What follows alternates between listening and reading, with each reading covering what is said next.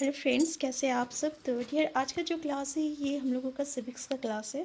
और सिविक्स का क्लास 7 का चैप्टर 5 है, औरतों ने बदली दुनिया। इस चैप्टर का हम लोग डिस्कशन करने वाले हैं। ये इसका सेकंड पार्ट है। फर्स्ट पार्ट का लिंक आपको डिस्क्रिप्शन बॉक्स में मिल जाएगा। तो चलिए हम लोग स्टार्ट करते हैं डियर आज का क्लास।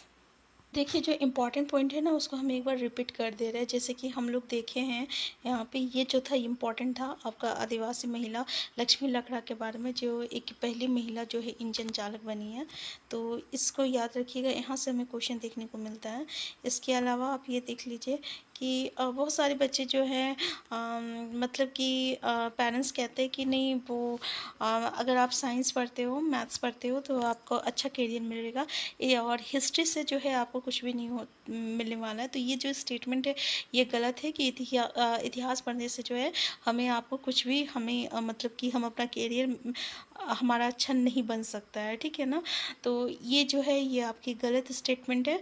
तो यहाँ से भी हमें जो है क्वेश्चन देखने को मिला है। इसके अलावा आप देख सकते हैं कि रामाबाई से हमेशा क्वेश्चन आता है, ठीक है। रामाबाई से क्वेश्चन क्या आता है कि रामाबाई जो है ये इसी पंडिता क्यों कहा जाता है। तो पंडिता की उपाधि इसलिए मिला है ना, चाहे पंडिता की उपाधि किसे मिला है ये भी क्वेश्चन आता है। तो रामाबाई है, इसका आप देख सकते हैं 1858 से लेकर 1922 इसका ड्यूरेशन हुआ। और इसको पंडिता का अवार्ड उपाधि जो है इसलिए मिला था क्योंकि ये संस्कृत जो है पढ़ना लिखना जानती थी। और आपको पता है ना, उस समय संस्कृत वही लोग जानते थे, पंडित लोग जानते थे, उसके अलावा कोई संस्कृत जानते नहीं थे। लेकिन पंडिता रामाबाई जो है रामाबाई जो है ये आपका संस्कृत पढ़ना लिखना दोनों जानती थी, इसलिए इसको जो है पंडिता रामाबाई पंडिता के उपाधि मिला था, ठीक है। इसके अलावा 1898 में पुणे के पास खेरगांव में एक मिशन स्थापित किया जहाँ विधवा स्त्रियों और गरीब औरतों के लिए पढ़ने लिखने तथा स्वतंत्र होने की शिक्षा दी जाती है। किसने किया था, ये आपका रामाबाई ने किया था, ठीक है।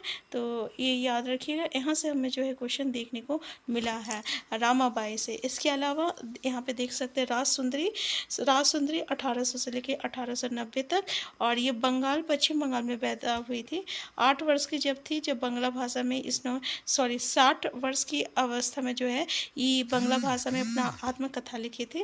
और उसका किताब का नाम है अमर जीवन, ठीक है। ये क्वेश्चन आता है कि अमर जीवन किसके द्वारा लिखा गया है।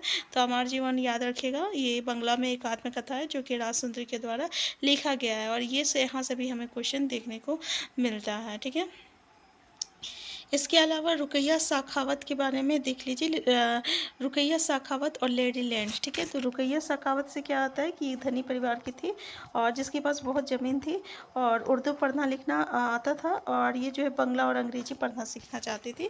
और फिर अपना भाई की मदद से जो है और अपनी बहन की मदद से ये अंग्रेजी पढ़ना सीखी थी। तो सीखी थी। तो ये कौशल का अभ्यास करने के लिए उन्होंने एक उल्लेखनीय कहानी लिखी जिसका शीर्षक था सुल्ताना या स्वप्न। कहानी में सुल्ताना नामक स्त्री की कल्पना जो है की गई थी, जो लेडीलैंड नाम की एक जगह पहुंचती है। लेडीलैंड क्या था, ये एक जगह के नाम था जो कि ये अपने जो आपकी मतलब कि लिखी है, ठीक है। तो उसमें ये एक जगह है और उसका जो मतलब कि शीर्षक है कहानी का, उसका नाम है आपका सुल्ताना का स्वप्न, ठीक है। इसमें लेडीलैंड जो है एक जगह है। तो सुल्ताना लेडीलैंड में अपनी बहन सरहाई के साथ यात्रा पर जाती है, तभी उसकी आंखें जो है खुल जाती है।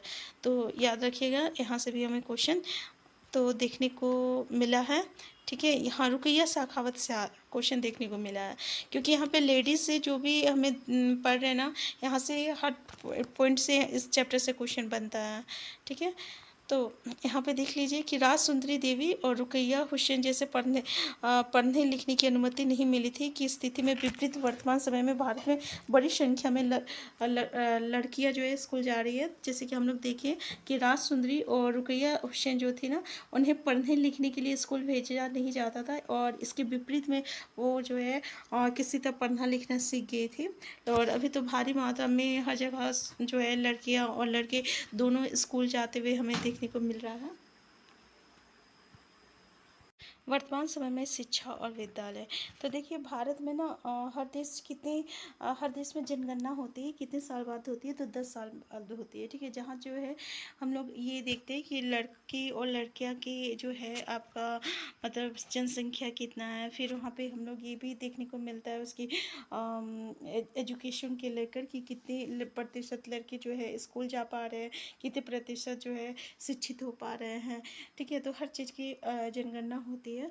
तो 1961 में 1961 की जनगणना के अनुसार सब लड़कों और पुरुषों 7 वर्ष से अधिक आयु के 40% शिक्षित थे, और अर्थात वो कम से कम अपना नाम लिख सकते थे। और इसकी तुलना में लड़कियों तथा स्त्रियों का केवल जो 15% जो था शिक्षित थे। और 2011 की जनगणना के अनुसार लड़कों व पुरुषों की ये जनसंख्या जो बढ़कर 42% आ गई थी, और लड़कियों की प्रतिशत जो है 65% आ गई थी, ठीक है। तो ये देख सकते हैं आप कि अब मतलब कि बहुत कुछ चेंजेस हो गया है। लड़के और लड़कियां दोनों जो है स्कूल जाती है, और दोनों के जो है पढ़ने का आपको मौका दिया जा रहा है यहाँ पे। लेकिन एक चीज़ और भी देखने को मिला है कि जो ST SC के जो बच्चे होते हैं ना, वो बीच में या तो स्कूल छोड़ देते हैं। तो ये देखने को ST SC के जो बच्चे होते हैं ना, वो बीच में ही स्कूल जो है छोड़ देते हैं, ठीक है। तो ये ध्यान दीजिएगा। इसके अलावा यहाँ पे हमें आता है कि मुस्लिम लड़कियाँ जो है वो स्कूल क्यों छोड़ देती है, ठीक है। तो यहाँ पे मतलब कि ये ST SC के अलावा जो मुस्लिम लड़कियाँ हैं ना, वो जो है वो स्कूल क्यों छोड़ देती है, या उसे स्कूल क्यों नहीं भेजा जाता है। चाहे जो पेरेंट्स लोग हैं वो मुस्लिम लड़कियों को स्कूल क्यों नहीं भेजते हैं। तो यहाँ से हमें क्वेश्चन देखने को मिला है, ठीक है। तो दलित, आदिवासी और मुस्लिम वर्ग के बच्चों के स्कूल छोड़ देने के अनेक कारण हैं, और देश के अनेक भागों में विशेषकर ग्रामीण और गरीब क्षेत्रों में जो है यहाँ पे नियमित रूप से पढ़ाने के लिए क्या क्या रीज़न हो सकता है। पहला रीज़न ये तो है कि यहाँ पे उचित स्कूल नहीं है, ठीक है। और दूसरा, ना ही शिक्षक है, ना ही उचित स्कूल है, ना ही शिक्षक है। यदि विद्यालय घर के पास ना हो और लाने जाने के लिए किसी भी साधन जैसे बस या वैन आदि की व्यवस्था ना हो, तो अभिभावक लड़कियों को स्कूल नहीं भेजना चाहते हैं। इसके अलावा हम देख सकते हैं यहाँ पे आपका आने जाने का साधन भी नहीं है, ठीक है। तो ये दोनों कारण है, सिर्फ गरीबी ही कारण नहीं है। कि कभी कभी हमारे स्टेटमेंट में ये स्टेटमेंट दिया हुआ रहता है गरीबी, लेकिन कुछ परिवार ऐसे हैं जो कि बहुत ही गरीब होते हैं, जो कि अपने बच्चे का खर्च नहीं उठा पाते। तो ऐसी स्थिति में वो लड़कियों को प्राथमिकता नहीं देते और लड़कों को प्राथमिकता देते हैं। तो ये तीनों रीज़न है, ठीक है। तो कभी कभी रीज़न में एक ही पूछ लिया जाता है, तो हमें इस बात का ध्यान देना होगा कि 3 रीज़न है। पहला तो रीज़न उसका साधन नहीं हो पाता जाने का। दूसरा ये कि उचित स्कूल नहीं है और उचित शिक्षक भी नहीं है, ठीक है। और फिर उसके बाद आपका कुछ ही परिवार का ये रीज़न दिया हुआ है कि जहाँ पे वो अत्यधिक गरीब होते हैं, जिसके कारण वो खर्च जो है उठा नहीं पाते, इसलिए वो लड़कों को प्राथमिकता देते हैं और लड़कियों को स्कूल नहीं भेजते हैं। इसके अलावा कोई एक और कारण है, जैसे कि हम लोग भेदभाव देखे थे, जैसे कि जो अस्पृश्य लोग होते हैं, जो दलित लोग होते हैं, उनके साथ जो भेदभाव किया जाता है, उनके कारण भी बहुत सारे बच्चे जो है वो स्कूल जाना जो है छोड़ देते हैं। जैसे कि हम लोग ओम प्रकाश के बारे में डिस्कस किए हुए थे इससे पहले वाले चैप्टर में, कि ओम प्रकाश वाल्मीकि के बारे में हम लोग पढ़े थे कि ये एक दलित परिवार के साथ था। दलित मतलब क्या होता है, ये भी क्वेश्चन हमें देखने को मिलता है। तो दलित मतलब क्या होता है कि दबा हुआ या कुचला हुआ। तो यहाँ पे हम लोग देखें कि ओम प्रकाश के साथ कितना भेदभाव किया गया था, जिसके कारण जो है वो स्कूल गया, लेकिन उसकी जगह कोई और बच्चे स्कूल जाते, ठीक है, और उसके साथ ऐसा होता तो शायद वो स्कूल छोड़ देता, ठीक है ना। इसके साथ क्या हुआ था, हम लोग ये डिस्कस किए हुए थे कि इसी सब बच्चे जो है स्कूल में जब पढ़ाई करते थे, तो इसको जो है मैदान में भेज दिया जाता था, और मैदान में जाके जो है पूरा झाड़ू लगाया करता था, ठीक है। ये लगातार कुछ दिन चलता रहा। फिर इसके पापा जब एक दिन स्कूल से जा रहे थे, तो अचानक वो देखे कि उसका बेटा जो है वो तो झाड़ू कर रहा है। तो फिर वो अपने बच्चा को, वाल्मीकि को लेके आते प्रिंसिपल के साथ पास, और बोलते ये क्या है, ये तो हम आपको पढ़ने के लिए भेजे, फिर आप ये क्या कर रहे हैं। और यहाँ पे दलित बच्चे भी आएंगे, और ये स्कूल आएगा, पढ़ने के लिए आएगा, और यही नहीं, और भी दलित बच्चे यहाँ पे पढ़ने के लिए आएंगे। इस तरीके के स्टेटमेंट उन्होंने शिक्षक को दिया, मतलब इस तरीके से उन्होंने शिक्षक के साथ कहा था, ठीक है। तो ये भी एक कारण था। तो महिला आंदोलन के बारे में देखिए कि जब अब महिलाओं और लड़कियों को पढ़ने का और स्कूल जाने का जो जो है अधिकार मिल चुका है। तो अन्य क्षेत्र भी जैसे कि कानून सुधार हुआ, हिंसा हो गया, स्वास्थ्य, जहाँ लड़कियाँ और महिलाओं की स्थिति जो है हर जगह बेहतर हो रही थी। तो देश के विभिन्न भागों में कई औरतें और कई महिला संगठन इस आंदोलन के हिस्सा हुए। देखिए यहाँ पे जो है अभी भी कहीं महिलाओं की स्थिति में परिवर्तन नहीं आ रहा था। तो औरतों ने व्यक्तिगत स्तर पर जो है और आपस में मिलकर इन परिवर्तनों के लिए संघर्ष किया, ठीक है। और इसी को जो है महिला आंदोलन कहा जाता है। तो इस आंदोलन में जुटे लोगों की मेहनत, निष्ठा और उनकी विशेषताएं इसे एक बहुत ही जीवंत आंदोलन बनाती है। इसमें चेतना जागृत करना और अनुभव का मुकाबला करना और न्याय हासिल करने के लिए भिन्न भिन्न रणनीतियों का उपयोग जो है किया गया है, ठीक है। अभियान समझते हैं ना कि अभी बहुत सारा आंदोलन होता है किसी भी चीज़ को, अगर हम सरकार का कोई ऐसा कानून है जो कि उसको हम लोग नहीं मानते हैं, या कुछ ये है जो कि सब लोग जो है उसका विरोध करते हैं, तो उसके लिए बहुत सारे अभियान चलाया जाता है, बहुत सारा आंदोलन किया जाता है। जैसे कि अभी जो ओल्ड पेंशन सिस्टम को लेकर, जो न्यू पेंशन सिस्टम को लेकर जो आंदोलन चलाया गया था, बहुत सारा विरोध हुआ, अभियान हुआ उसका, ठीक है। तो यहाँ पे भेदभाव और हिंसा के विरोध में अभियान चलाना महिला आंदोलन का एक महत्वपूर्ण हिस्सा था।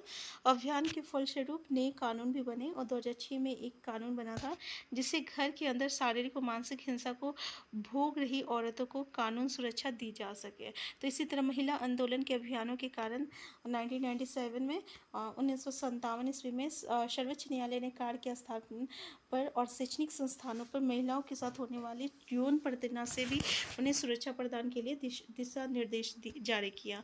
इसके अलावा देख सकते हैं 1980 में के दशक में देश भर के महिला संगठनों ने दहेज हत्या के खिलाफ जो आपका आवाज़ उठाई, और इसलिए जो है दहेज को लेकर बहुत ही सख्त कानून है, और उसी कानून को लेकर अभी बहुत सारे औरतें जो है आप देख सकते हैं फ़ायदा उठा रही है, जहाँ पे बहुत सारे मर्दों को बहुत ही जुल्म सहना पड़ रहा है, और कई लोग तो है सुसाइड भी कर रहे हैं, जो कि अभी हमें डेज टू डेज मतलब कि देखने को मिल रहा है हमेशा। आज फलाना ने कर लिया, कल ये कर लिए, आज ये हो रहा, आज वो हो रहा है, ठीक है ना, क्योंकि महिला कानून जो है इतनी सख्त जो है उसमें बना दिया गया था। तो यहाँ पे हम लोग ये सब देखें तो यहाँ पे देख सकते हैं कि महिला आंदोलन की एक सक्रिय सदस्य दहेज के लिए मार दी गई अपनी बेटी के मामले में न्याय मांगने के लिए लंबे समय तक जो है आप यहाँ पे बैठी रही उच्च न्यायालय के पास। आप देख सकते हैं ये फिगर। तो उसके बाद जागरूकता बढ़ाना, औरतों के अधिकारों के संबंध में समाज में जागरूकता बढ़ाना भी महिला आंदोलन का एक प्रमुख कार्य है। गीता और नुक्कड़ नाटक और जनसभाओं के माध्यम से जो है संदेश लोगों के बीच पहुंचाया जा सकता है।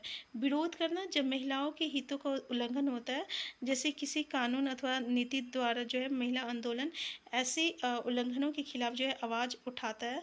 लोगों का ध्यान खींचने के लिए रैलियाँ, प्रदर्शन आदि भी एक तरीका है, ठीक है। तो बंधुत्व व्यक्त करना, न्याय कि अन्य मुद्दे वो औरतों के साथ बंधुत्व करना भी जो है महिला आंदोलन का ही हिस्सा है। 8 मार्च को हम लोग अंतर्राष्ट्रीय महिला दिवस मनाया जाता है, ये आपको पता है, इम्पॉर्टेंट है, याद रखिएगा। और पता है हर साल 14 अगस्त को क्या होता है, वाघा में भारत पाकिस्तान की सीमाओं पर हज़ारों लोग जो इकट्ठा होते हैं, और ये कि यहाँ पे एक सांस्कृतिक कार्यक्रम आयोजित होता है। यहाँ पे देख सकते हैं ऊपर की तस्वीर में भारत और पाकिस्तान के लोगों के बीच बंधुत्व प्रदर्शित करते हुए औरतें जो है ये जलती हुई मोमबत्तियाँ उठा रही है, ठीक है।